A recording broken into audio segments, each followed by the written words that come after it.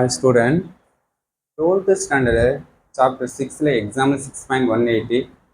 If A vector, B vector, C vector are 3 vector, prove that set right of A vector plus C vector, comma A vector plus B vector, A vector plus C vector, C vector equal to set right of A vector, B vector, C vector derive பண்ண சொல்றாங்க. Okay, okay, left hand side right hand side derive பண்ணலாம். இப்போ இந்த வெக்டரில் B vector இல்லை, 0 B vector எடுத்துக்கு, இது C vector இல்லை, 0 C vector, இது ABC கரெக்ட் ஃபார்மேட் இருக்குது. ஜஸ்ட் இப்போ இது கோஎஃபிஷியன்ட் ஒரு டிட்டர்மினன்ட் ஃபார்மேட் எடுத்துலாம்.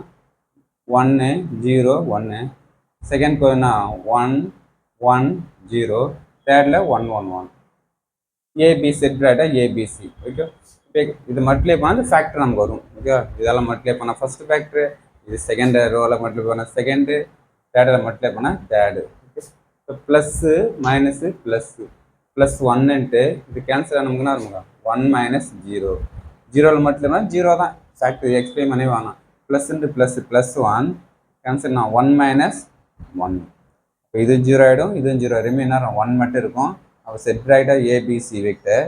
அப்போ நெக்ஸ்ட் 1ஆல் மல்டிப்ளை பண்ணால் same factor equal to RHS.